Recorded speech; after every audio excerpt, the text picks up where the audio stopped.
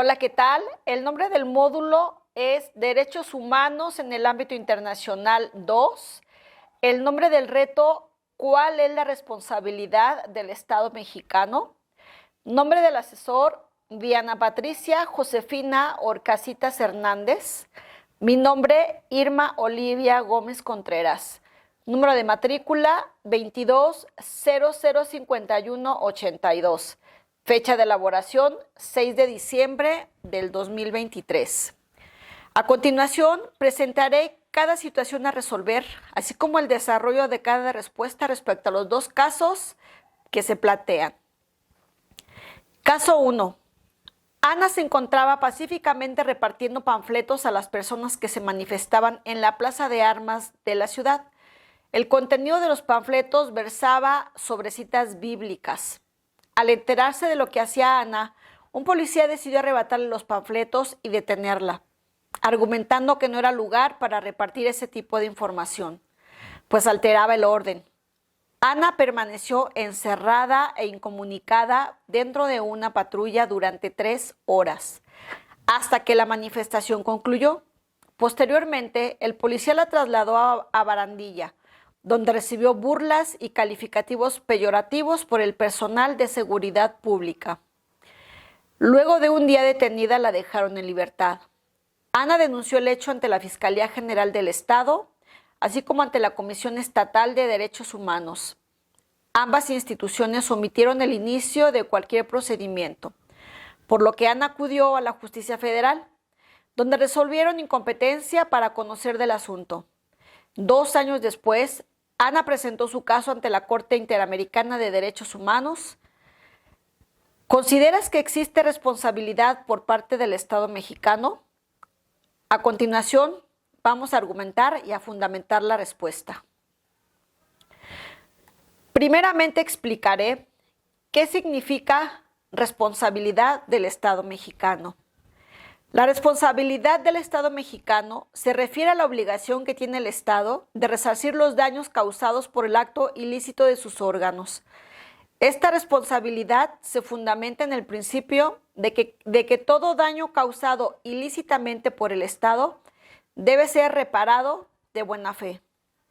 En el caso de Ana, el policía cometió un acto ilícito al arrebatarle los panfletos y detenerla sin justificación. Además, Ana fue incomunicada y detenida por un día, sin que se iniciara ningún procedimiento en su contra. Por lo tanto, el Estado mexicano es responsable de resarcir los daños causados a Ana por el acto ilícito del policía y la omisión de las instituciones encargadas de proteger sus derechos humanos.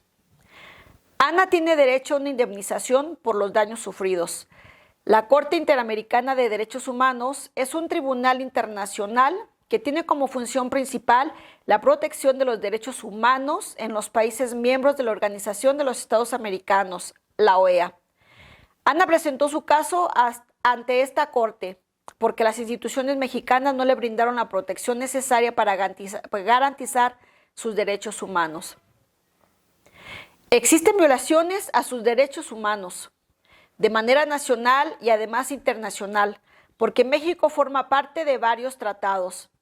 Las violaciones en las que se incurrieron fueron el derecho a la libertad de expresión, en el artículo 6 de la Constitución Política de los Estados Unidos Mexicanos, en donde se establece que la libertad de expresión es un derecho fundamental para la democracia. Nadie puede ser perseguido por sus ideas, no ser objeto además de ninguna inquisición judicial o administrativa, salvo que éstas afecten la moral, la vida privada, los derechos de terceros y provoquen algún delito o perturben el orden público. Además, todo individuo tiene derecho a la libertad de opinión y de expresión.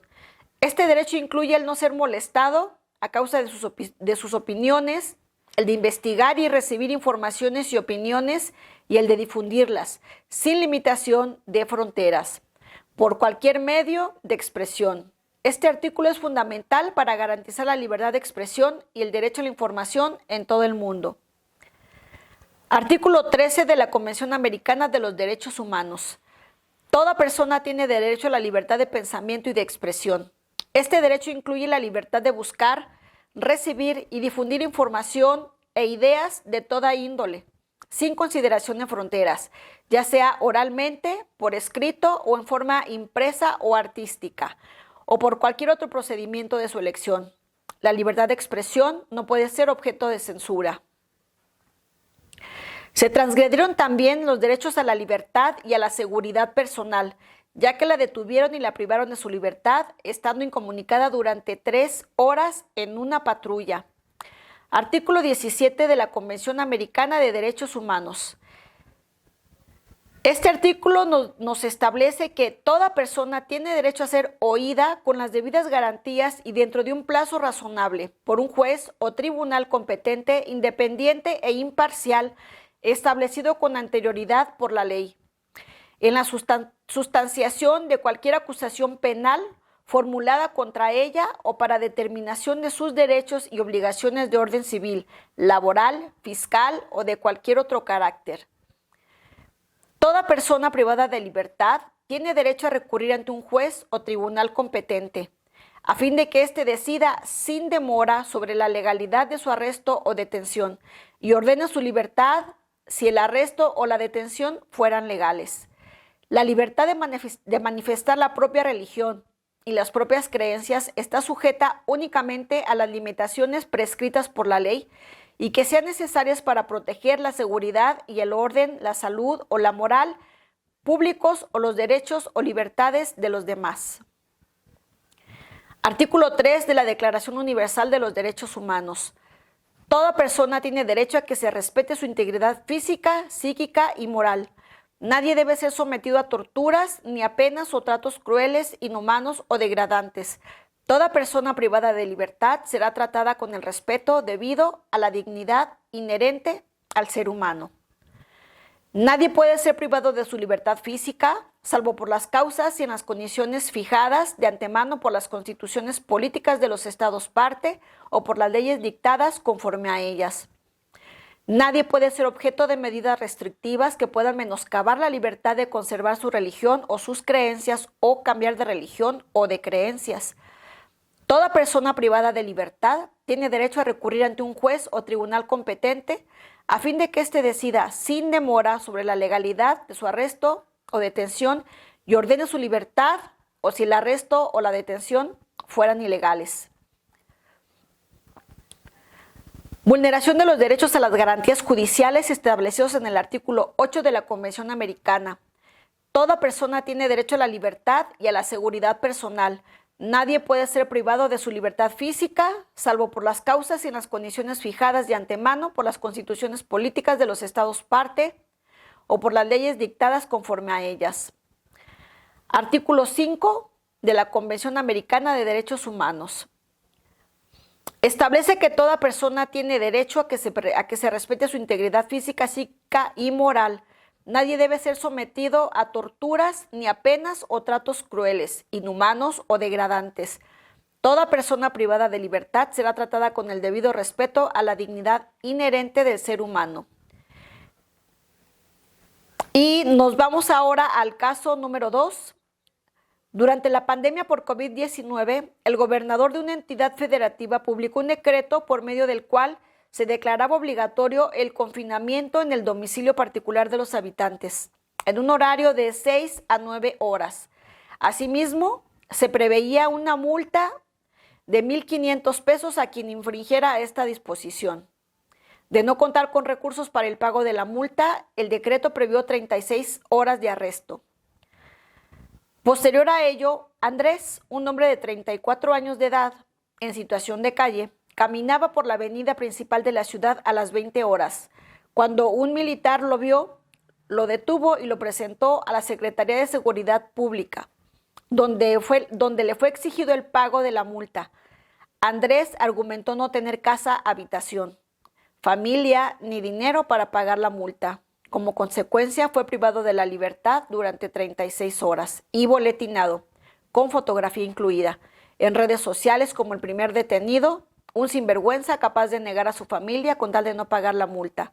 Derivado de lo anterior, fue localizado por una asociación civil a través de la cual se planteó su caso en jurisdicción militar y ordinaria hasta ponerse de conocimiento de la Corte Interamericana de Derechos Humanos.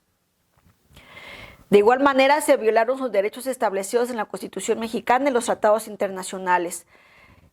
También encontramos aquí responsabilidad del Estado. El derecho a la libertad, previsto en el artículo 7 del Pacto de San José. Toda persona tiene derecho a la libertad y a la seguridad personal. Nadie puede ser privado de su libertad física, salvo por las causas en las condiciones fijadas por las constituciones de los Estados partes. Derecho a la integridad personal y a no sufrir tratos crueles, inhumanos y degradantes, incluido en la Convención Americana en el numeral 5, en el mismo numeral 5 de la Declaración Universal de los Derechos Humanos. También se violó el derecho a las garantías judiciales, llegando hasta la Corte Internacional de Derechos Humanos al no ser atendido en su lugar donde se dio origen. Ahora daré paso a las conclusiones. La responsabilidad del Estado mexicano es un tema complejo y muy amplio, ya que como muchos países firman y ratifican los tratados internacionales, pero no le dan seguimiento para que se cumplan al pie de la letra, como debería de ser, por la responsabilidad internacional que esto les conlleva. Es por ello que existe la necesidad de los organismos regionales como la Corte Interamericana de Derechos Humanos y el Tribunal Europeo de Derechos Humanos para poder extender la queja a las violaciones que las mismas autoridades cometen con los ciudadanos, violando y vulnerando sus derechos humanos, donde se busca que se repare el daño y llaman a cuentas a los estados firmantes del tratado para que se tomen las medidas pertinentes y no vuelva a repetirse el mismo caso de violaciones.